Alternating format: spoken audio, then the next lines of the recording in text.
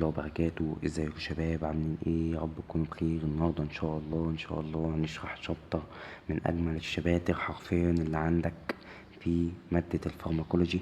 ان شاء الله هنبسطه يعني تبسيط زي ما بسطنا كل الشباتر اللي فاتت.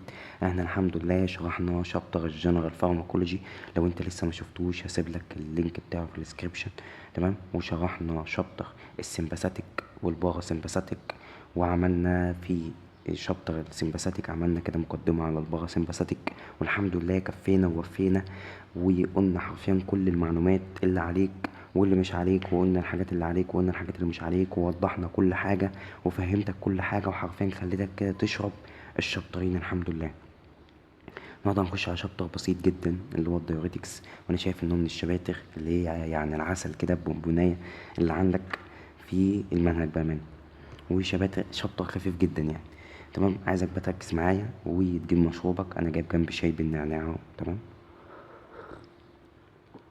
جايب جنبي شاي بالنعناع، وانت هاتلك يا باشا شاي او هاتلك نسكافيه، هاتلك الحاجه اللي انت بتشربها وتفر ايه هي. تمام. وامسك التليفون ده ولع فيه زي ما احنا ايه متعودين. قبل ما نبدا بقى، عشان احنا نسينا المره اللي فاتت والله مقدمه، كنا مستعجلين على التصوير، ان انت تقول كده: يا رب اشرح لي صدري ويسر لي امري واحلل عقدة من لساني يفقهوا قولي. تمام. يا رب ثبتنا عند السؤال فوق الارض وتحت الارض ويوم العرض عليك. ربنا يكرمنا ويرزقنا الفهم، وان شاء الله ان شاء الله هنكفي ونوفي ونقول كل المعلومات اللي في شابتر الدايوريتكس. وهنبدا كده بدايه باذن الله جميله قوي وهتعجبك.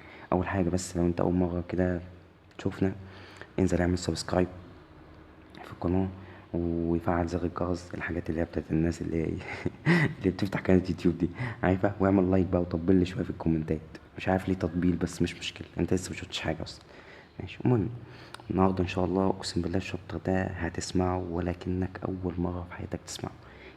بص، خليك يلزق في دماغك زي اي حاجه ايه بشرحها لك بتلزق في دماغك. بسم الله. بص، اول حاجه خالص، ايه معنى يعني مصطلح كلمه دايوريتكس؟ يعني إيه المصطلح بتاعها؟ اول حاجه خالص كده ان تحطها في دماغك اول ما تسمع كلمه دايوريتكس، ان هي حاجه بتزود اليورين اوت بوت. دي اول شيء خالص، ان هي بتزود اللي هو طلوع البول. يعني بص باللغه الدارجه، طلوع البول بتزود كميه البول اللي هي بتطلع من جسمك. تمام. تمام. يبقى ده المصطلح بتاع كلمه دايوريتكس. احنا لسه هنقرا من الكتاب وبص هنخرب، بس انا هشرح لك حاجه كده بسيطه. اول حاجه خالص، هل لازم الدايوريتكس يعني الحاجه اللي انت بتديها ان هي بتزود اللي هو معدل طلوع اليورين من الكدني، هل لازم الحاجه اللي انت بتديها للبيشنت دي لازم تروح تشتغل على الكدني، ولا ممكن تشتغل على حاجه تاني وبرضه تعمل دايوريتك؟ فكر كده، اديك 3 ثواني. في ولا مفيش؟ اكيد في حاجات مثلا. اول حاجه خالص، الحاجات اللي هي ايه، الحاجات اللي هي بتروح تشتغل على ان هي بتزود كميه البلاد فلو اللي رايح لين، اللي رايح لفين، رايح للكدني. فانت كل ما بتزود التيشو بيرفيوجن، الدم اللي هو واصل للخلايا بتاعه الكلى، اما بتوصل كميه دم اكتر للنيفرونز، فاما تلاقي شغل كتير. هي الحاجه على فكره من طبعها اللي ربنا خلقها، بالذات الحاجات اللي هو جسمك اللي جوه جسمك، الحاجات اللي انت مش بتتحكم فيها، عشان الحاجه اللي انت بتتحكم فيها بتخليك سريع زيك. تمام. الحاجه بقى اللي ربنا بيتحكم فيها هو مكلفها من عنده، فربنا الحمد لله مديها كميه نشاط. كل ما بتلاقي شغل بتشتغل اكتر، لو انت اديتها شغل ليل ونهار بتشتغل. تمام. الا صاحبك اللي هو ورا الشاشه ده، فاهمني؟ عارفه انت طبعا عارف. ربنا يبارك لك يا اخويا. المهم، فانت كل ما تزود لها كميه الدم، انت عارف ان هي بتعمل فلتريشن للدم، فانت كل ما تزود لها كميه الدم اللي وصل لها، فهي تقدر تعمل فلتريشن اكتر وتعمل ايه وتنتج من ده يورين وتطلع كل الويست برودكت بكميه اكتر، وتطلعها فين؟ وتطلعها على يعني في صوره يورين. تمام. يبقى انا اول حاجه خالص ان انا اروح ازود الايه، البلاد برفيوجن. يعني اي حاجه بتعمل فازو دايليتيشن بالنسبه للكدني تروح تعملها جوه الكدني. تمام. فهي كده يعتبر بتركن الدم بنسبة كبيرة فين؟ عند الكدني. تمام. زي مثلا عندك حاجة مثلا زي الدوبامين. فاكر انت ايام ما احنا كنا بنشرح شابتر اللي هو السمباثيك، اما انا قلت لك الدوبامين في اللارج في عفوا في السمول دوز، اما انا قلت لك الدوبامين في السمول دوز بيروح للميزنتريك اريا اول ما بيشتغل كده. اما انا قلت لك ان انت هتجيب الدوبامين ده وتحطه في صلاين، باكج صلاين كده 500 مللي، وتفتح الريت بالراحه قوي 15 دروبس في الدقيقه. فاكر ساعة ما انا قلت لك الكلام ده؟ اول حاجه خالص اما يتراكم سمول دوز جوه السيركيوليشن بتاعت البيشنت، هتروح اول حاجه على الميزنتريك اريا. الميزنتريك اريا ده اللي هي البلاد فيزل اللي مغطيه كل الاعضاء اللي جوه الابدومن، من اولهم الكدني. فلما تعمل فازو دايليتيشن فكده يعتبر هتزود البلد برفيوجن للكدني، فهي كده هتسبب ايه؟ هتسبب ان هي توصل لها كميه دم اكتر، فهتوصل لها كميه شغل اكتر، فهي هتفضل تعمل فلتريشن اكتر، فهتزود اليورين اوتبوت. عندك الديجيتيلز. الديجيتيلز ده يعني عندك اللي هو العلاج اللي هو اسمه ديجيتيلز اهو، ديجيتيلز. الديجيتيلز ده برضو بيعمل ايه؟ الديجيتيلز ده بيزود الكونتراكتيليتي للهارت.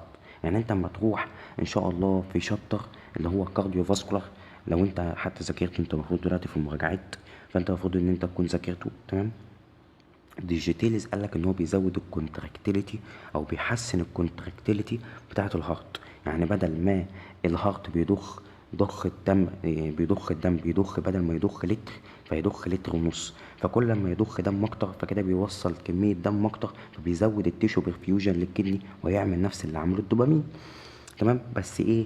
بالعكس بقى، الدوبامين اشتغل على الفازو دايليتيشن، والديجيتيلز زود الايه، زود كميه الدم عن طريق الايه، عن طريق الكونتراكتيليتي. وعندك كمان علاج اسمه ايه، العلاج من عيله الايه، الزنسين. عيله الزنسين دي اللي هي فيها الكافيين والسيوفيلين، والناس دي اللي انت قابلتهم فين؟ قابلتهم في شابتر الريسبيراتوري. فاكر انت شابتر الريسبيراتوري لما قالك في حاجه اسمها عيله اسمها ميثايلزاكسين او آه، الزنسين، هي بتبقى اسمها الميثايل زنسين او زنسين، اللي هي كان فيها الكافيين وكان فيها السيوفلين تمام، وكان فيها كمان الامينوفيلين. فاكر انت الناس دي؟ اكيد فاكرهم تمام. وحتى لو مش فاكرهم يا عم عادي، كل الناس بتنسى تمام. الناس دي برضو بتعمل ايه؟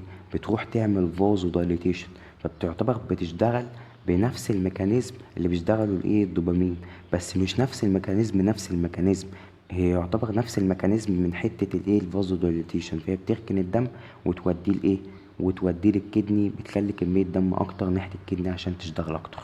انا بشرح لك ليه الكلام ده دلوقتي؟ عشان بقول لك ان هو ممكن فعلا يكون في حاجات بتقدر ان هي تعمل دايوريتكس مش كونها كدايوريتكس، فاهمني؟ وعندك برضو هرمون زي الاي دي اتش، هرمون زي الاي دي اتش اللي هو في البوستيريور، في البوستيريور ايه، بوتوتري جلاند. انت لو جيت هنا كده رسمت البوتوتري جلاند، عندك فيه فص انتيريور وفص بوستيريور.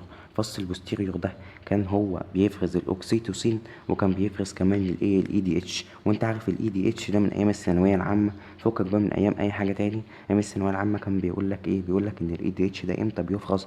اما كان بيقول لك ان هو بيفرز اما يلاقي نسبه الميه قليله في الدم في السيركيوليشن، فهو كان بيفرز عشان يسحب الميه من الكدني ويدخلها فين، ويدخلها السيركيوليشن تمام. فاما انت كده تقلل هرمون الاي دي اتش، فكده يعتبر قل الميه اللي هي بتتسحب من الكدني وتخش الدم، فكده يعتبر كميه الدم كامل، كميه اليورين كامله، وكميه الميه كامله اللي هي جوه الكدني بتطلع كلها فين؟ بتطلع كلها في اليورين. فكده يعتبر برضه هيؤدي لايه، هيؤدي ان هو هيزيد اليورين اوتبوت. تعالى بقى اما نخش للعيله الكبيره، الثلاث عيلات الكبار اللي هم بيشتغلوا على الرينال، يعني حاجات اللي هم ككونهم اصلا كدايوريتكس. كان عندك 3 عيلات كبار وانت اكيد عديت عليهم في مذاكرتك. كان عندك ايه؟ 3 عيلات. اول حاجة عيلة اللوب دايوريتك، عيلة اللوب دايوريتك. وكان عندك عيلة اسمها ايه، صيازايد. عيلة الصيازايد دي عيلة حلوة كده وكبيرة، وان شاء الله ايه، هنخش كده نسمع عنها كام كلمة. وعندك عيلة صغيرة خالص اللي هي اسمها ايه، اسمها بوتاسيوم اسبيرينج، اللي هي كان منها علاج اسمه الاسبرينولاكتون. ان شاء الله هنعرف كل واحد بيعمل ايه اسبرينولاكتون. ان شاء الله هنعرف كل حاجة بتعمل ايه. تعالى بس كده اول حاجة خالص نرسم كده الايه التبيول اللي هي جوه الكدني. اول حاجة دي الكبسول. المهم انا مش هقول لك اسامي عشان ما تقعدش تقول لي انت بتزود عليا والكلام ده كله. انا مش بزود عليك والله ابدا. الحاجات دي انت مش السيل فيها، يعني الحاجات الاسامي والكلام ده حتى لو بقولها اعرفها لنفسك. تمام. اهي دي التبيول اهي اهي. والله كل حاجة من دول ليها اسامي. يعني دي بروكسيمال كونفوليوتد تبيول اهي، دي بروكسيمال كونفوليوتد تبيول، ودي ديستال كونفوليوتنج تبيول. الحاجات دي مش مهم. بص، اول حاجة خالص اهي، وده الكابيلاري اللي هو بيصفي منه ايه، بيصفي منه اليورين، بيصفي منه الويست برودكت والميه الزياده والكلام ده، وبترميها فين؟ في البول. عندك هنا في سيل، في سيل هنا مش هقولك برضو اسمها. تمام. في سيل بينزل ايه، بينزل منها بتمتص، يعني هنا كده، هنا كده بيبقى في ايه، هنا كده بلد، وهنا جوه التيوب، جوه التيوب التبيول اللي هي بتاعت الايه، النفرون. جوه التيوب التبيول اللي هي جو، يعني هي النفرون اصلا، دي يعتبر النفرون بس دي تبيول من النفرون. تمام. دي بتبقى جواها، وده البلد. تمام. هي بقى السل دي يعني مسؤوليتها ايه، مسؤوليتها الاولى والاخيره ان هي تمسك اي ويست برودكت او اي حاجه او ميه زياده او كده، تسحبها منين، تسحبها من السيركيوليشن، تسحبها من الدم وتنزلها هنا. تمام. فبيجي بقى يعني من الحاجات الويست برودكت والكلام ده، يجي لك هنا الايه، يجي لك هنا الميديكيشن اللي انت مديه للبيشنت، الدايوريتكس، اذا كان لوب، اذا كان سيازايد، اذا كان بوتاسيوم سبيرنج، الكلام ده كله هيجي يعدي من هنا. عندك بقى وهو بيعدي من هنا كده هيفضل يمشي يمشي يمشي يمشي يمشي يمشي يمشي مع الحاجات كلها اللي ايه، مع الحاجات كلها اللي ماشيه وخارجه. هيقابل هنا ايه، هيقابل هنا التشانل. التشانل دي اسمها ايه، اسمها صوديوم، صوديوم بوتاسيوم كلورايد تشانل او كو تشانل. الصوديوم بوتاسيوم كلورايد تشانل دي مين بقى اللي بيقف هنا ويشتغل عليها؟ عمك مين؟ عمك اللوب، عمك اللوب دايرتك. واقول لك بيعمل ايه. عندك برضو اما تيجي تمشي فوق هنا في الديستال الديستال كونفوليوتنج تبيول، بيمشي هنا في النص الاولاني، في النص الاولاني بيلاقي هنا ايه، بيلاقي هنا برضو الشانل اسمها ايه، اسمها صوديوم كلورايد التشانل. الصوديوم كلورايد التشانل دي مين اللي بيجي يشتغل عليها؟ عم مين؟ عم الصيازايد. الصيازايد هو اللي بيجي يشتغل عليها، عم الصيازايد هو اللي بيجي يشتغل عليها، بيجي يضرب التشانل دي. وعندك بقى هنا في النص التاني بتاع الديستال كونفوليوتنج تubule، عندك هنا اللي هو هرمون، هرمون الايه، هرمون الالدوستيرون. وانت عارف ان هرمون الالدوستيرون ده يعتبر هو الحاجة اللي متعاطفة مع الصوديوم. اما بيجي يلاقي كده الصوديوم ماشي، ماشي كده وخارج، فيقول له ايه، يقول له مين اللي سايبك كده، فيروح واخد منه شوية ويطلع مكانهم ايه، يطلع مكانهم حبة ايه، حبة بوتاسيوم. تمام.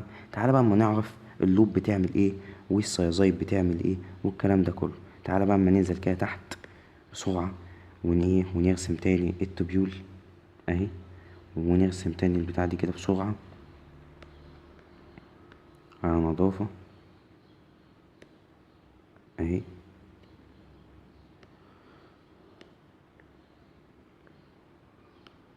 بسرعة اهي اهي اهي اهي. بس ادينا الحمد لله رسمناه. اما انا قلت لك من شوية ان اللوب دايوريتكس بيجي يشتغل هنا، بيجي يشتغل على تشانل هنا اسمها صوديوم، اسمها صوديوم بوتاسيوم كلورايد تشانل.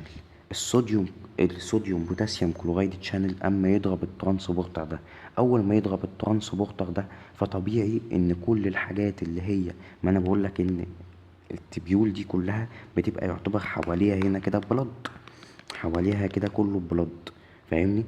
فهي كانت التشانل دي بتشوف لو في صوديوم، في بوتاسيوم، في كلورايد بيفقد في اليورين وخلاص طالع، طالع بره الجسم خلاص، طالع بره الكدني، تمام. فيروح لو الصوديوم او البوتاسيوم او الكلورايد ناقص في الدم، فيروح واخده منين؟ يعمل له ري ابزوربشن من اليورين. فاهمني؟ بس اما اللوب بقى يروح يضرب ده، اما يروح يضرب الترانسبورتر ده، فطبيعي ان هو ولا هيمتص الصوديوم ولا هيمتص البوتاسيوم ولا هيمتص الكلورايد. فكده يعتبر كل حاجة هتمشي، هتترمي فين؟ في اليورين. يبقى عندك اول حاجة خالص هيترمي الايه؟ هيترمي الصوديوم. وانت عارف ان الصوديوم مش بيمشي لوحده، الدكتور حتى قالها لنا في المحاضرة، قالك الجزيء الصوديوم الواحد بياخد معاه 11 جزيء، 11 جزيء ميه. واللوب دايريتكس بيفقد قد ايه من الصوديوم عن خلال لما انت بتضرب الترانسبورتر اللي هو اسمه صوديوم بوتاسيوم كلورايد ده، بيفقد 25%، بيفقد 25% من الصوديوم، زائد كمان ايه؟ زائد المية، بيفقد 25%. وبيفقد كمان البوتاسيوم، ما هو البوتاسيوم برضه ما هو ضرب الايه؟ ضرب الترانسبورتر بتاعه، ما هو كان برضه الترانسبورتر بتاعه. بيفقد برضه ايه؟ بيفقد بوتاسيوم. وبيفقد كمان الكلورايد. وكمان كان هنا كمان، يعني كان في برضه ترانسبورتر هنا، كان برضو جنب الترانسبورتر بتاع الصوديوم بوتاسيوم كلورايد كان لازق فيه على طول، كان ترانسبورتر بيطلع الكالسيوم والمغنيسيوم. فهم يعتبر هم مش بيطلعوا من نفس الترانسبورتر، بس هم كانوا بيطلعوا كلهم يعتبر ايه؟ مع بعض، ويخشوا فين؟ يخشوا البلد. فكده اما انت ضربت المكان ده كله باللوب دايريتكس، فكده يعتبر برضو انت ازيد برضو الترانسبورتر اللي بيعدي منه المغنيسيوم وايه؟ والكالسيوم. فكده برضو انت هتفقد مغنيسيوم، وهتفقد كمان ايه؟ وهتفقد كالسيوم. وكمان كمان كمان الهيدروجين، ايون الهيدروجين كمان هيفقد كمان ايون الهيدروجين مع كل ده. فهتعمل حاجة اسمها ايه؟ انا عايزك بس تعرف من الاخر الدنيا لاخر العالم، ان ايون الهيدروجين هو الحاجة الوحيدة اللي مسؤولة على الاسيديتي، مسؤولة عن الاسيد. فانت طبيعي اما انت تفقد ايون الهيدروجين، فانت كده يعتبر بتفقد الاسيد. فكده هيحصل للايه؟ هيحصل للسيركيوليشن بتاعك، هيحصل لها الكالوزس، هيحصل لك الكالوزس. فاهمني؟ هيتحول، بدل ما السيركيوليشن بتاعتك كانت في الاسيدك سايت، هتبقى في الالكالويد ايه؟ سايت. هيحصل لك الكالوزس. يبقى دلوقتي انا دلوقتي اما ضربت الترانسبورتر اللي هو بيشتغل عليه اللوب دايريتك، اللي هو صوديوم بوتاسيوم كلورايد، عمل ايه؟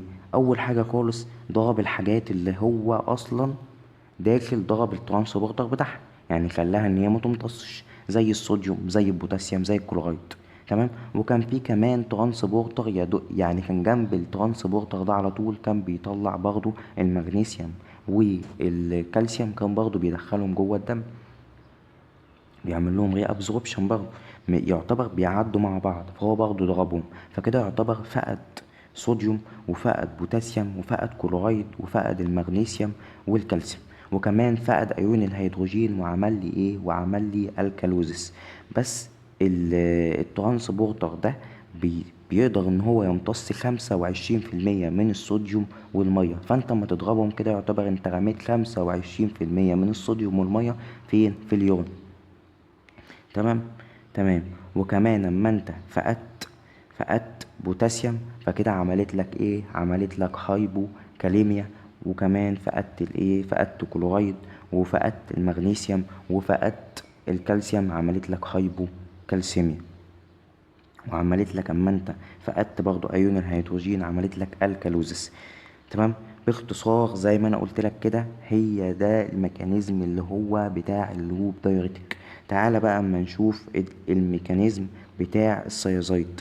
الميكانيزم بتاع السيازايد، ثانية واحدة بس اما نمسح الحتة اللي فوق دي عشان نفضي نفسينا، هنا بيشتغل ايه؟ ثانية واحدة. هنا بيشتغل اللي هو السيازايد بيشتغل هنا على ترانسبورتر، زي ما انا قلت لك ترانسبورتر اسمها ايه؟ اسمها صوديوم ايه؟ صوديوم كلورايد، اسمها صوديوم كلورايد. تمام. فاما يجي السيازايد يضرب الترانسبورتر ده، ما يجي يضرب الترانسبورتر ده، فكده يعتبر مش هيحصل ري ابزوربشن للصوديوم ولا الكلورايد، فكده يعتبر هو هيفقد ايه؟ هيفقد صوديوم وهيفقد، وانت عارف ان الصوديوم ما بيفقدش لوحده، بيفقد معاه ايه؟ بيفقد معاه ميه. بس الترانسبورتر ده لما كان بيجي يعمل ري ابزوربشن للصوديوم كان بيعمل ري ابزوربشن بنسبة كام؟ بنسبة 7%، 7%. فكده يعتبر هو هيفقد صوديوم وهيفقد ميه بنسبة 7%. فمين اكتر واحد دلوقتي لحد دلوقتي بقى بيفقد ميه بنسبة كبيرة؟ مين؟ يعتبر كده اللوب، لان اللوب كان الترانسبورتر بتاعه، اللوب اهو، كان الترانسبورتر بتاعه كان بيعمل ري ابزوربشن من الترانسبورتر ده للصوديوم بنسبة 25%. اما بقى اما انا ضربت الترانسبورتر فكده يعتبر الصوديوم اتضرب، فكده يعتبر 25%، وكان برضو معاه 25% من المية، يعتبر كده اترموا. فكده يعتبر هو بيرمي كمية مية كبيرة وكمية صوديوم كبيرة. تمام. وكمان هيعمل برضو ايه؟ هيقلل برضو، هيرمي برضو الكلورايد، وهيرمي ايه؟ وهيرمي البوتاسيوم. طب هتقولي هو ماله اصلا البوتاسيوم؟ البوتاسيوم انا ما جيتش جنبه، انت عندك الترانسبورتر هو صوديوم وكلورايد بس. هقول لك طب ثواني، ثانية واحدة. كنا واقفين يا شباب عند السيازايد، تمام، والتشانل بتاعتها وكل ده، واحنا كنا قلنا ان السيازايد بتروح تضرب التشانل اللي هو اسمه صوديوم كلورايد، تمام، ترانسبورتر، واللي هو مسؤول على امتصاص الري ابسوربشن للصوديوم والميه بنسبة ايه؟ 7%. تمام.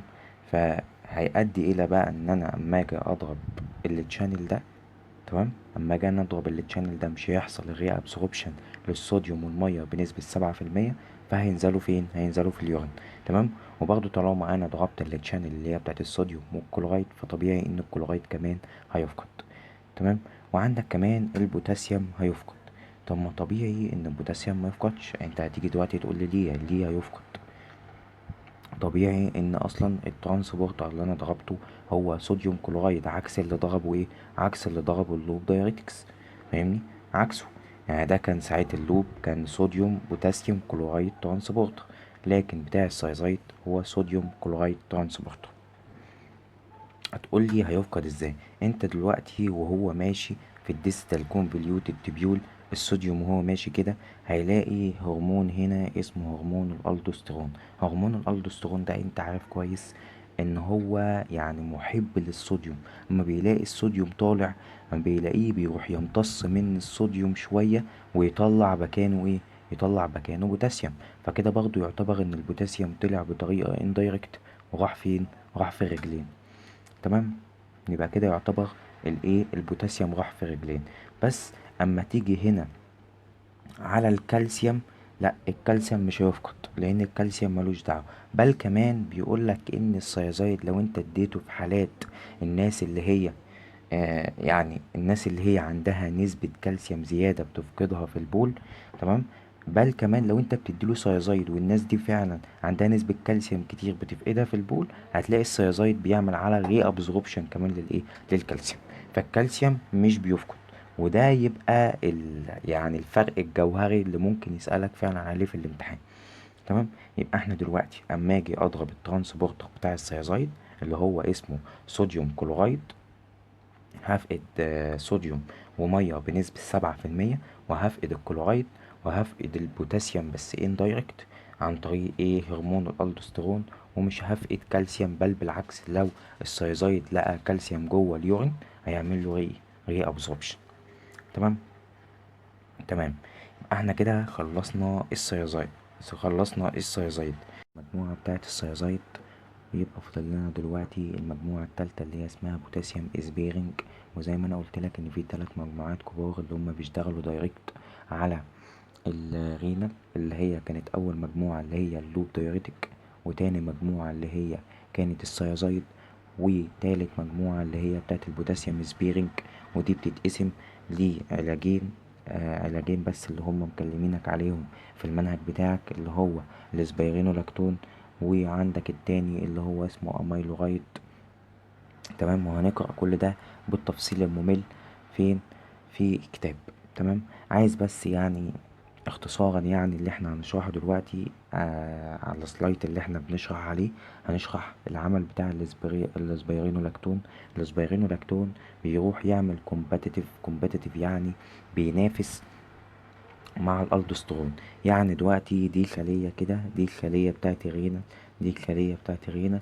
عندك الالدوسترون، انت عارف كويس ان الالدوسترون هو يعتبر ايه؟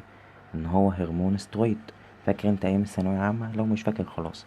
المهم يعني الالدوسترون ده بيخش يشتغل جوه الخلية، يعني الريسبتور بتاعه جوه الخلية. تمام. عندك بقى ان اللي اسمه ايه ده، اللي هو الاسبيرينولاكتون ده العلاج اللي هو من عيلة البوتاسيوم سبيرنج، بيخش يشتغل على نفس الريسبتور بتاع الايه الالدوسترون. تمام. هو يعني الكيميكال فورم بتاعت الاسبيرينولاكتون نفس يعني بص شبهها بالظبط، شبه الكيميكال فورم بتاعت الالدوسترون. فبيخش يعمل كومبيتيتيف يعني تنافس على الايه، على ال الريسبتور اللي هو بيشتغل عليه الالدوسترون. تمام. تمام. بيخش يشتغل مكانه، يعني هو كده يعتبر بيعمل انهيبيشن للالدوسترون. وانت عارف الالدوسترون أنا لسه حتى مديك عليه نبذه، قلت لك ان الالدوسترون ده بيشتغل بيعمل ايه. اما بيلاقي الصوديوم ماشي في التبيول وخارج، فبياخد الصوديوم يعمل له ري ابسوربشن. تمام. ويخرج مكانه ايه، ويخرج مكانه البوتاسيوم. فاما انت تيجي بقى تعمل لحاجه، تعمل له انهيبيشن، تعمل للالدوسترون كده، فكده يعتبر هو هيعمل ايه كده؟ مش هيعمل ري ابزوربشن للصوديوم، والصوديوم هينزل عادي وبياخد معاه الميه. تمام. وهيحبس البوتاسيوم، مش هيطلعه عشان هو مش بيسحب صوديوم قدامه. فهيعمل كده يعتبر ايه، هيزود كده، هيزود نسبة البوتاسيوم في الدم، وهيعمل ايه، هايبر كاليميا. تمام. وبرضه هيسيب جوه الايه، ايون الهيدروجين. فكده يعتبر هيعمل ايه، هيعمل اسيدوزس. مش انا قلت لك اما كان السيازايد واللوب اما كانوا بيطردوا ايون الهيدروجين بره الجسم، كان بيعملوا للدم بيخلوه ايه في في الالكلاين، في الالكلاين سايت. مش انا قلت لك ان عنصر الهيدروجين كل ما يكون في دمك بيخلي ان البلد بتاعك، الدم بتاعك في الايه، في الاسيدك سايت. تمام. فكل ما ايون الهيدروجين يتحبس جوه الجسم، فكده هيخلي عندك ايه، هيخلي عندك اسيدوزس. تمام. وهيقلل، هيقلل الصوديوم اللي هو كان بيعمل له ري ابزوربشن. الالدوسترون كان بيعمل ليه ري ابزوربشن من 2 ل5 ايه، ل5% من الصوديوم اللي بيحصل له اكسكريشن. كان بيقدر ان هو يمتص من 2 ل5%. فما دلوقتي ان انت ضربت الالدوسترون، فيعتبر كده الاتنين والخمسة من 2 ل5% اللي هو كان بيعملهم ري ابزوربشن، فكده نزلوا في اليورين. تمام. وبرضه زيهم اتحبسوا ايه، اتحبسوا بوتاسيوم، لان هو كان بياخد الصوديوم ويطلع مكانه ايه، ويطلع مكانه بوتاسيوم. يبقى انت كده هتفقد من 2 ل5% صوديوم وايه، و H2O اللي هي الايه، الميه. تمام. يبقى ده يعتبر الفرق برضو الجوهري، اللي هو عيلة البوتاسيوم سبيرنج اللي هي بتعمل ايه. انت عارف ان في اللوب دايريتك والسيازايد الاتنين بيعملوا هايبو ايه، هايبوكاليميا. كان عندك ان اللوب اصلا بيضرب التشانل اللي هي يعتبر برضو اللي هي بتعدي البوتاسيوم بعينه، اللي هي كانت اسمها صوديوم، اللي هي كان اسمها صوديوم بوتاسيوم كلورايد تشانل. وكان عندك السيازايد كان بيضرب التشانل ما فيهاش ما كانتش بتعدي البوتاسيوم، اللي هي كان اسمها صوديوم كلورايد. ما كانتش بتعمل له يعني ري ابزوربشن من التشانل دي. بس لما كان الالدوسترون بيشوف ان الصوديوم خارج، فكان بيسحب منه من الاتنين، يعني كان بيسحب من 2 ل5% منه، وكان يرمي مكانهم ايه، كان بيرمي مكانهم بوتاسيوم. فكده برضه كان بينقص البوتاسيوم بس بطريقة اندايركت. تمام. وعندك اللي هي عيلة البوتاسيوم سبيرنج اللي هو الاسبرينولاكتون. تمام. خصوصا يعني هو بيخش يعمل عمل الالدوسترون، فكده يعتبر بيعمل انهيبيشن الالدوسترون، فبيحبس البوتاسيوم جوه الدم، وما بيسحبش الايه، ما بيسحبش الصوديوم عشان يخرج البوتاسيوم. تمام. فكده يعتبر هو بيعمل ايه، يعني الفرق الجوهري اللي هو الوحيد اللي مش بينقص البوتاسيوم، وهو برضو الوحيد اللي مش بيرمي ايون الهيدروجين بره، فبيعمل اسيدوزس وبيعمل هايبر كاليميا. تمام. تمام. بس انا كده يعتبر محاضرة الدايوريتكس خلصت يا دوبك، بس هنقرأها من الكتاب وهتلاقي ان شاء الله كل حاجة خلصت معاك. هنوقف بس ونجيب الكتاب ونرجع تاني. ادينا جينا اهو، بيقولك الديفينيشن بتاع الدايوريتكس، هو بيقولك اي سبستانس، تمام، اي مادة، بيقولك which بتزود اليورين and السولت excretion، يعني بتزود اليورين الاماونت بتاع اليورين، وكمان السولت اللي هي اي حاجة زي الاملاح الصوديوم والكلام ده بتزود الاكسكريشن بتاعه، الاخراج بتاعه. يعني هو الصوديوم بتزود الاخراج بتاعه، بتزود الاوتبوت، وبتزود كمان ال H2O الاكسكريشن بتاع المية. تمام. بيقولك ان في حاجات ممكن ان انا اعمل دايوريتك، يعني اعمل دايوريتك من خلال حاجات ان انا اشغلها على رينال بعينها، او ممكن ان انا اصلا ادي علاج لحاجة اكسترا رينال، يعني مثلا اجي اعالج مثلا الهارت او كده. تمام. والحاجة دي بتزود التيشو برفيوجن للرينال، او تعمل فازو دايليتيشن، تزود كمية الدم اللي هي واصلة للكدني. تمام. فكل لما تيجي تركن عندها دم، تمام، هتزود شغلها. يعني هيأدي ان هي هتزود اليورين اوتبوت. تمام. زي ما قلت لك الحاجات اللي هي بتعلي الجلوميرولار فلتريشن ريت، تمام، زي الدوبامين، وانا قلت لك الدوبامين بيشتغل ازاي، والديجيتيلز والايه والزاكسي والزنسين. قلت لك علة الزنسين والميثايلزنسين دي اللي هي فيها الكافيين، والسيوفيلين اللي هو آه اللي اسمه ايه ده، الاسم التجاري بتاعه اسمه كيبرون. الحاجات دي انت عديت عليها في ريسبيراتوري. تمام. ولو نسيها عادي، يعني الحاجات كلها بتتنسي زي ما انا قلت لك. وعندك كمان الاي دي اتش، اما انا قلت لك ان الاي دي اتش بيزيد اما يكون نسبة المية في السيركيوليشن عندك في الدم بتاعتك، نسبة المية قليلة، فهو بيزيد عشان يسحب المية من الكلية، تمام، ويدخلها جوه الدم بتاعك. فانت اما تقلله فكده يعتبر هو مش هيسحب المية من الكدني عشان يدخلها السيركيوليشن، فكده يعتبر ايه، الدم هيفضل جوه الكدني بدل ما هو كان بينقصه، فهيفضل زي ما هو هيخرج الايه، اليورين بكل الووتر، مش هيتاخد، مش هيتقص منها جزء عشان يخش السيركيوليشن. تمام. بالنسبة للحاجات اللي هي بتترينال، عندك الحاجات اللي هي بتقلل الصوديوم والكلورايد ري ابسوربشن زي السايزايد واللوب دايوريتك. تمام. وعندك الصوديوم والايون الهيدروجين والحاجات كلها. وهو بيقول لك الحاجات كمان اللي بتقلل الصوديوم والبوتاسيوم اكستشينج زي البوتاسيوم سبيرنج، بس هي مش بتقلل البوتاسيوم، يعني هي مش بتقلل البوتاسيوم. بيقول لك اكستشينج يعني بتغير، بتقلل التغير بتاعهم والكلام ده، بس هو البوتاسيوم مش بيتغير. ان هو حتى هيجي لك هنا تحت هيقول لك ان الادفيرس افكت، هنقراها مع بعضينا. الادفيرس افكت بتاع اللي هو السبيرينولاكتون او علة البوتاسيوم سبيرنج اصلا بتعمل هايبر كاليميا. تمام. تمام. عندك اهو اللي انا شرحته لك، كل اللي انا شرحته لك ده هو يعني العصارة بتاعت الدايوريتك. عندك الدايوريتكس، عندك اللي هو اللوب دايوريتكس، عندك اللي هو مديلك تو اكزامبل، يعني تو اكزامبل ميديكيشن لللوب دايوريتكس زي اللي هو الفيوروزومايد ده اللي هو الاسم التجاري بتاعه اللي هو اللازكس. تمام. والبيوتي البيوميتونايد برضو. تمام. وعندك ان هو بيقولك ان هو بيفقد من 5 ل25% من الصوديوم والمية، لان الصوديوم على طول بياخد ايه في ديله المية. تمام. عندك بيقولك ان الاكشن بتاعه هو رابد اونست، بيشتغل في 30، يعني من ساعة ما تديه، اول ما تديه للبيشنت كده بيقعد بالكتير 30 دقيقة عقبال ما يعمل المفعول بتاعه. يبقى هو شورت ديوريشن. بيعمل ايه بقى، بيستخدم الاكشن بتاعه بيعمل ايه، بيزود الرينال بلاد فلو. على فكرة انا نسيت اقول لك على حاجة، كون اصلا اللوب دايوريتكس هو بيشتغل يعني حاجتين، بيشتغل ليه وظيفتين، بيشتغل الوظايف اللي انا قلت لك عليها ان هو على فكرة اللوب والسايزايد. تمام. بيشتغل نفس الوظيفة اللي انا قلت لك عليها، اللي هو بيروح يقفل التشانل. اللوب بتاع اللي هو صوديوم بوتاسيوم كلورايد بيروح يقفل التشانل ده وبيعمل كل اللي احنا قلناه. وعندك السايزايد برضه بيعمل كده، بس بيروح يزود حاجة اسمها بروستا جلاندين اي 2 واي 2. ايه بروستاجلاندين اي 2 واي 2. بروستاجلاندين اي 2 واي 2 اما تسمع ان هم زادوا فهم بيعملوا فازو دايليتيشن. وانا قلت لك اي حاجه بتعمل فازو دايليتيشن يعني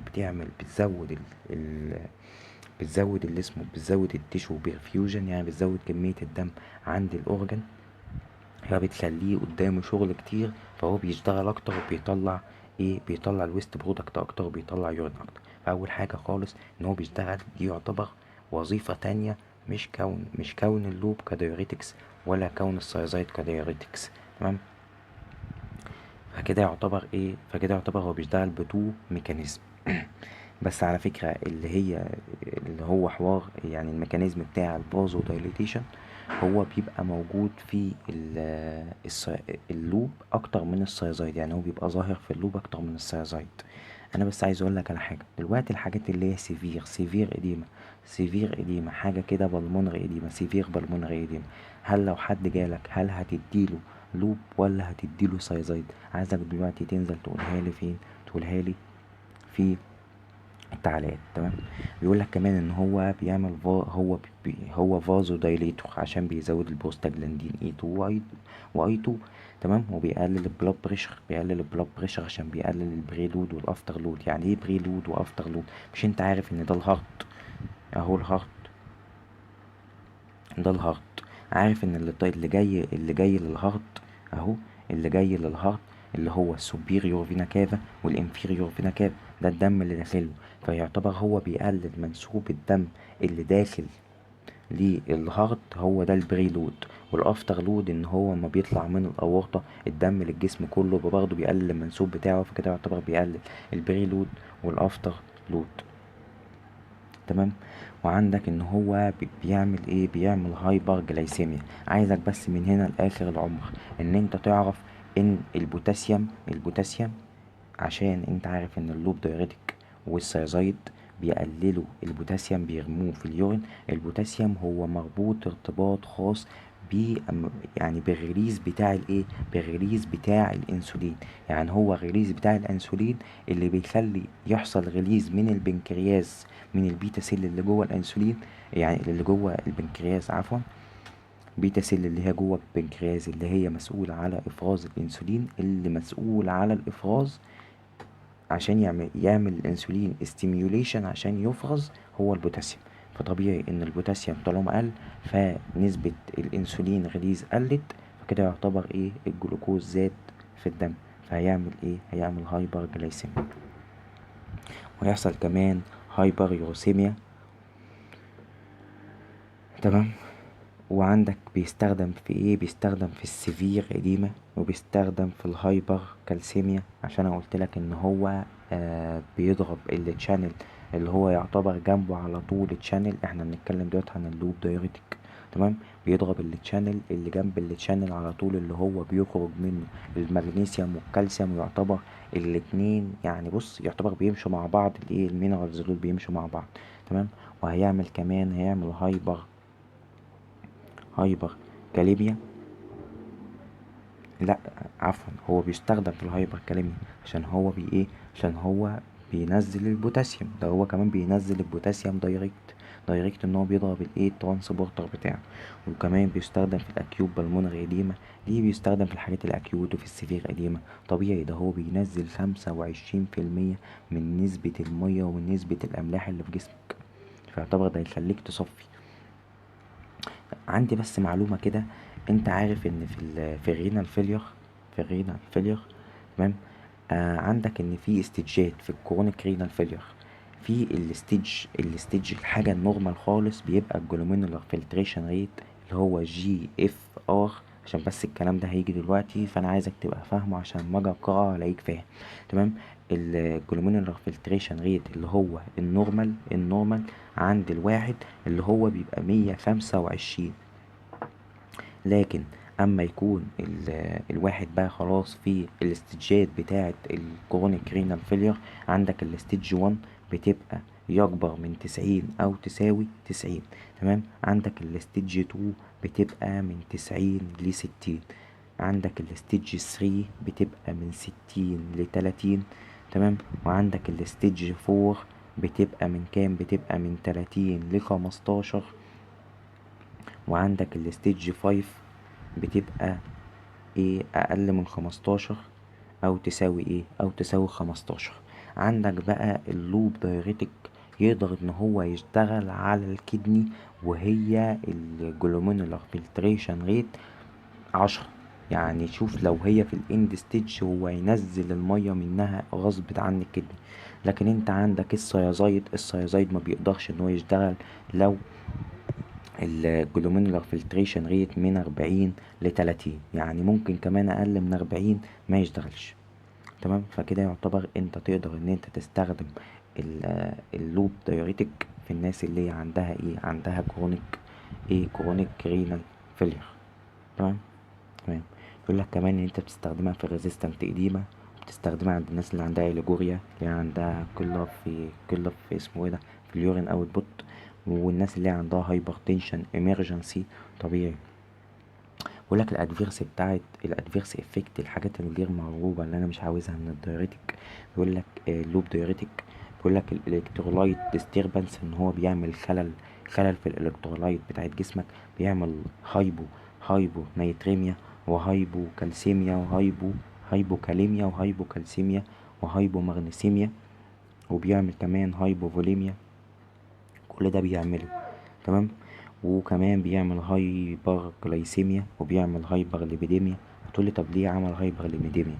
احنا خدنا على فكره في البطنه واحنا لسه ممتحنين بطنه، قالك ان الانسولين بيبقى مسؤول عن الميتابوليزم بتاع كل حاجه، بتاع الكربوهيدرات، بتاع الليبيد، بتاع الكربوهيدرات، بتاع البروتين، بتاع الليبيد، يعني هو مسؤول على كل الميتابوليزم ده. فاهمني؟ وكمان هيبقى البيشنت كمان الادفيرس افكت بتاعه اللوب ان هو هيعمل هايبر يوريسيميا. تمام. وهيعمل هايبوتنشن. ليه بيعمل هايبر يوريسيميا؟ هقول لك ليه. بص، الكدني من طبعها اما هي بتلاقي ان خلاص بقى ان في نسبة مية كتير قوي بتقل من الجسم، وفعلا الجسم بيعمل يعني في كده هايبوفوليميا، نسبة المية في الجسم قليلة قوي عن الطبيعي، فالكدني بترد عليك، بتقدر بقى بتبتدي ان هي تعمل ري ابزوربشن للمية وكل حاجة في الكدني.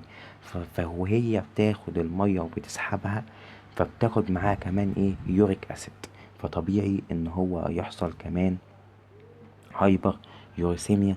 هي تسحب يوريك اسيد مع المية كمان اللي بتسحبها عشان تعدل الخلل اللي انت عملته، ايه عمال تنزل مية، فهي بتحاول ان هي تسحب مية تعوض اللي انت بتطلعه بره الجسم.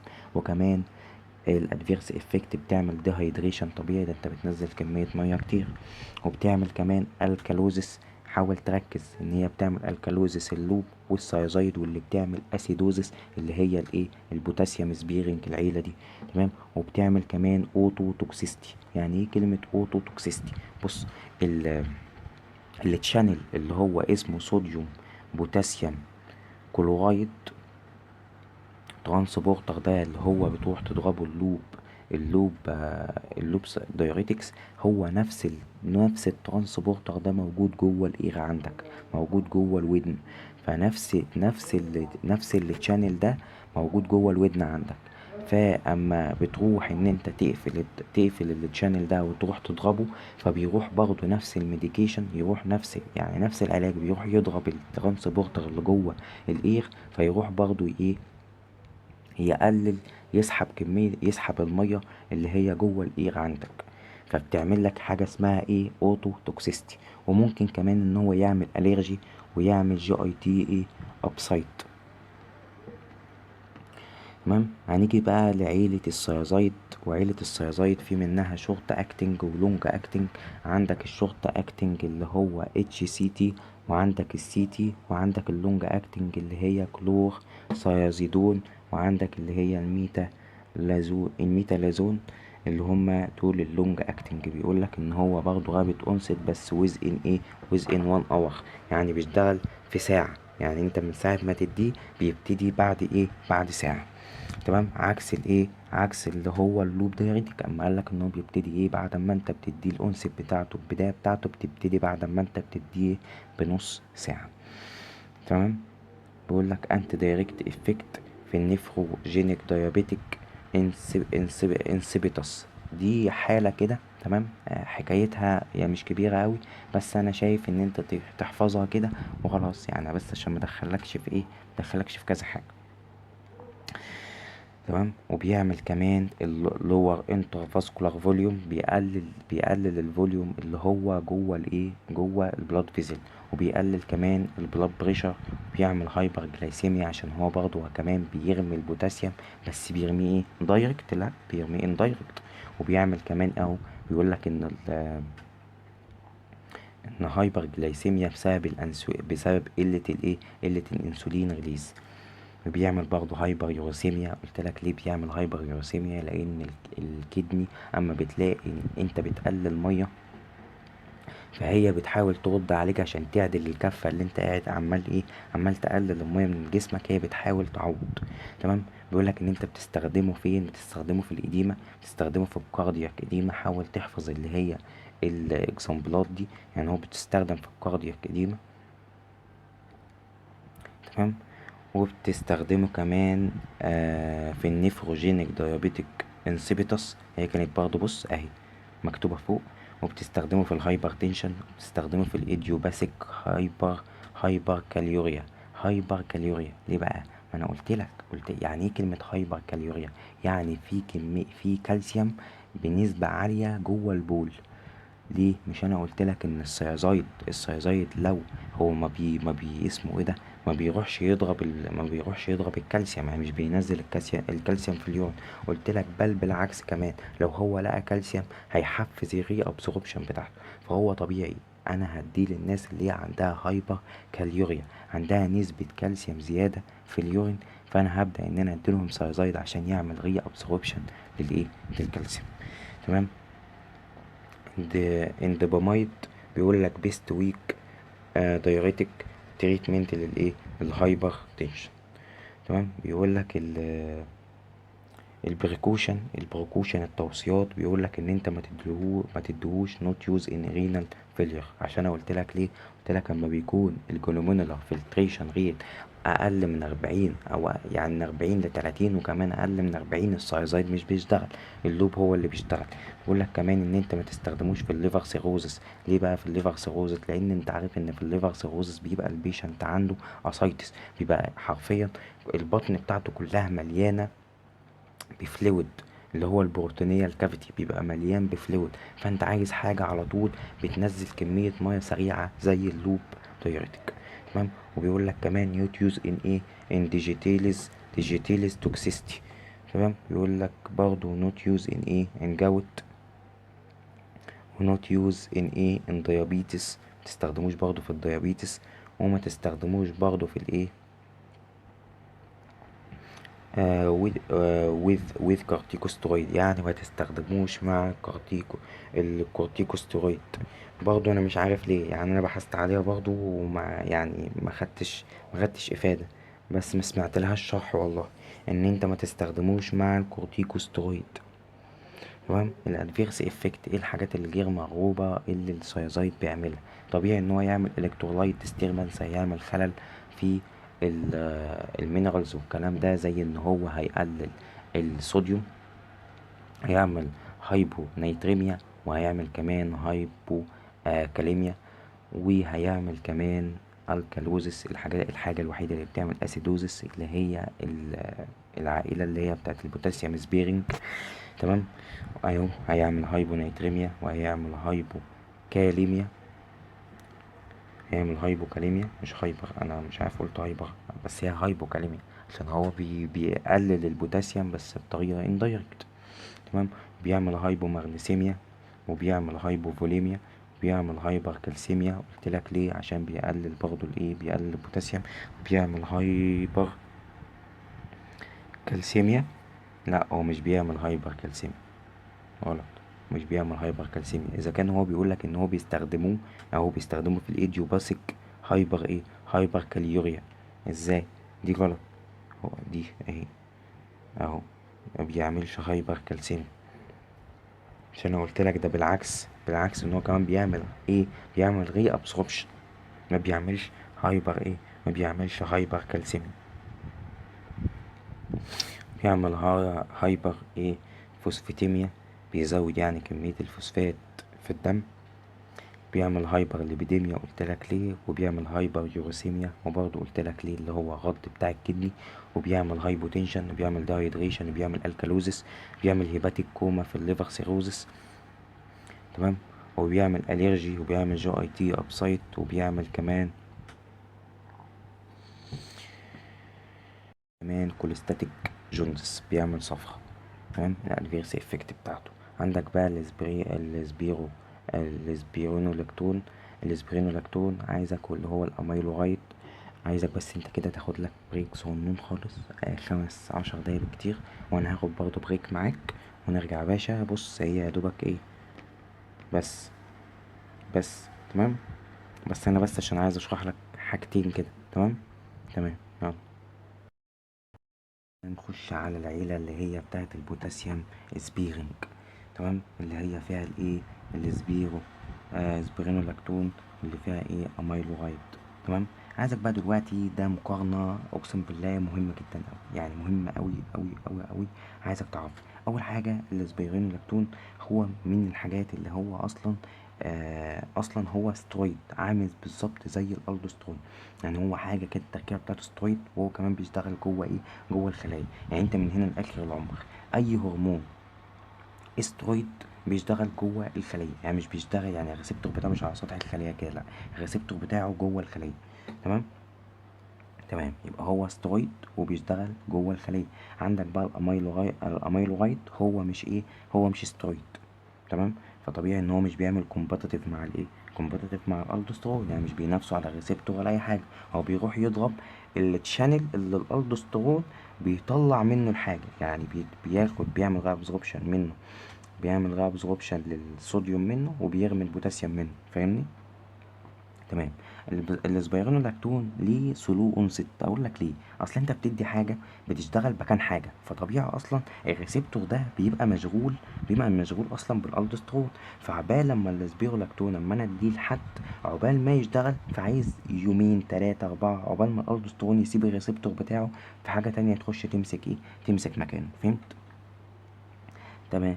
لكن الاميلويد هو طبيعي ان هو يبقى رابط اونست، طبيعي، وكمان دايركت اكشن، طبيعي ان هو يبقى ايه، رابط اونست، لان هو بيروح يضرب على طول الايه، التشانل، فهو هيشتغل على طول.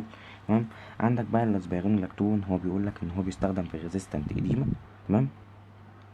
وكمان بيستخدم في الاولد، بيستخدم كمان في ريزيستنت ايه، هايبر تنشن. تمام. تمام. وبيستخدم كمان في الريديوز بتاعة المورتاليتي للهارت فيلير، وبيستخدم كمان للكاردياك فيلير. عايزك برضو تعرف لي دي، يعني كلمة ريديوس مورتاليتي دي كان في دكتور كان بيشرحها وبيقول لك دي أهم حاجة من الحاجات اللي هو بيعملها الاسبيرينو لاكتون. انا عايزك دي الحاجه دي الوحيده اللي انت تحفظها جنب الاسبيرينولاكتون، وان هو كمان ان هو بيعمل الفيرس افكت كده هقول لك عليه. بيقول لك ان السايد افكت بتاعه ان هو بيعمل هايبر كاليميا. ما انا قلت لك دي الحاجه الوحيده اللي يعتبر بتعمل هايبر كاليميا. عكس ايه، عكس اللوب، عكس السايزايت. وساعتها ما انا قلت لك ان اللوب بيضرب اصلا الترانسبورتر بتاع البوتاسيوم فبيفقده، والسايزايت بيروح يطلع البوتاسيوم ان دايركت، بس برضه بيفقده. تمام. وبيعمل اسيدوزس. قلت لك ليه بيعمل اسيدوزس؟ لان الايون الهيدروجين هو مش بيطلعه، بيحبسه مع البوتاسيوم، فكده يعتبر ايه، فكده يعتبر بيعمل اسيدوزس. عشان أنا قلت لك ان البوتاسيوم هو المسؤول عن الشق الحامضي جوه الجسم بتاعك. وكمان الادفيرس افكت بتاعه بيعمل جاينيكوماستيا. تعالى بقى اما نقف عند الحته دي كويس، يعني نقف عندها شويه عشان برضه اثبتها لك في دماغك. ليه بيعمل جاينيكوماستيا؟ يعني التسدي. ليه بقى؟ مش انا جيت قلت لك ان الاسبيرينولاكتون هو من الحاجات اللي هي الاسترويد؟ فاكر انت الحاجات اللي هي، فاكر انت السوبرا رينال جلاند، الكورتكس مش المظله، اللي هي القشره بتاعت السوبرا رينال جلاند، كانت بتفرز ايه؟ فاكر انت ايام الثانويه العامه اما كانت بتفرز 7 هرمونات، 2 من اللي اسمه ايه ده، اللي هم الهرمون بتاعت الميل 6 هرمون، والاتنين بتوع الفيميل 6 هرمون، وكان بيفرز كذا حاجة. يعني بص، الاتنين اللي هما بتوع الميل 6 هرمون اللي هو الاندروسترون والتستوستيرون، والاتنين اللي هما بتوع الفيميل 6 هرمون اللي هما البروجسترون، وكان عندك الاستروجين، وكان بيفرز كمان الالدوسترون. ده كده 5. وكان بيفرز الناس اللي هما الاتنين بتوع الكورتيزون اللي هو الكورتيكوسترويد والكورتيزون. فاكر انت الكلام ده؟ لو مش فاكره تمام. المهم ان الكام هرمون اللي انا قلتلك عليهم دول هو استرويد زيهم، فهو بيقدر ان هو يخش يشتغل على الريسبتورات اللي جوه اللي جوه الخلايا، عشان هو استرويد اللي هو الكيميكال فورم بتاعه الاسبيرينولاكتون ايه زي الالدوسترون. فكده يعتبر هو الكيميكال فورم بتاعته بتهيأله ان هو ينفع ان هو يخش جوه الخلايا ويشتغل على الريسبتورات اللي جوه. فهو هتلاقيه بيخبط بيعمل برضه بيخش يشتغل على الريسبتورات اللي هو بيشتغل عليها هرمون التستوستيرون. وهرمون التستوستيرون ده من الهرمونات بتاعه الميل 6 هرمون. فهتلاقيه ان هو بيعمل برضه انهبيشن للتستوستيرون اللي هو الميل 6 هرمون. فهتلاقيه ان هو بيقلل الافكت والاستيميوليشن بتاع الحاجات اللي هو بيعملها التستوستيرون. فهتلاقي طالما التستوستيرون حاصل له انهبيشن، فكده يعتبر اللي هتلاقيه بيتفوق عنه اللي هو الفيميل 6 هرمون. ما انت عارف ان في عند الراجل نسبة من الفيميل 6 هرمون، وعند الست نسبة من الميل 6 هرمون. تمام. فهتلاقي النسبة بتاعت الفيميل 6 هرمون عشان ما فيش حاجة بتوقفها ولا بتعمل لها انهبيشن، والتستوستيرون اللي هم بتوع الميل 6 هرمون بيحصل لهم انهبيشن الاسبيرينولاكتون. فهتلاقي بيظهر اعراض الانوثة عند الراجل بسبب اخد العلاج بتاع اللي اسمه سبيرينولاكتون، واشهرها اللي هي الجاينيكوماستيا اللي هي التسدي. تمام. الاميلويد بيستخدم في ريزيستنت اديما، وبيستخدم كمان في الكنترول ان انت تتحكم في الرينا فيلير. عندك بقى نوعين كده صغيرين اللي هو الاوزماتيك. عايزك بس تعرف لي عليه ان هو اسمه ايه وبيعمل ايه. تمام. يعني بيستخدم لايه. بيقول لك ان هو الاكزامبل بتاعه اللي هو مانيتول، اللي هو اسم العلاج بتاعه اسمه مانيتول، وبيستخدم للجلوكوما، وبيستخدم كمان في ان هو بيقلل الكرينيال بريشر. بص تعالى بقى بقول لك الميكانيزم بتاعه عشان ما تنساهوش لاخر العمر. بص الاوزماتيك ده حاجه كده يعني بتبقى، بص مش انت عارف ان الجلوكوز لما بيكون يعني هي حاجه مركزه. فكك بقى عشان بص انا عايز اعمل لك اكزامبل كده بسيط. اي حاجه مركزه، مش انت عارف ان الحاجات المركزه، مش انت عارف لو انا دلوقتي ده البلاد فيزل ودي خليه، وانت عارف ان لا ان الحاجه ان الميه بتروح للتركيز الاعلى بالفيزياء. فاكر انت حاجات الاوزماتيك اللي احنا درسناها في اللي درسناها، ما مش هقول لك في الفيزياء، اللي احنا درسناها في الفسيولوجي الترم الاول. فاكرها اما كان بيقول لك الميه، الله يمسيه بالخير دكتور اشرف الجندي، اما كان بيقول لك ان الميه بتروح للتركيز الاعلى من الاملاح. فاكر؟ فطبيعي ان في حاجه تركيزها عالي جوه السيركيوليشن، فهتسحب الميه منين؟ من الخلايا. هو ده يعتبر المين ميكانيزم للاوزماتيك اللي اسمه مانيتول.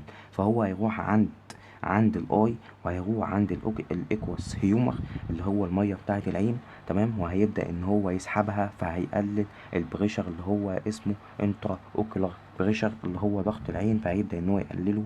وهيبقى هيقدر ان هو يعمل تريتمنت للناس اللي هم عندهم جلوكوما. الناس اللي عندهم جلوكوما دول يعني بيبقى ضغط العين عندهم عالي.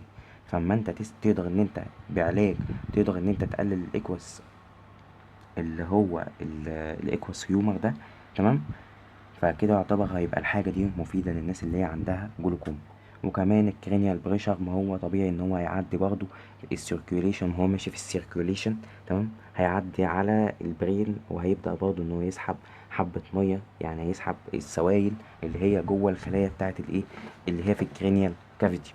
فهيقلل برضو هيقلل البريشر. عندك بقى السي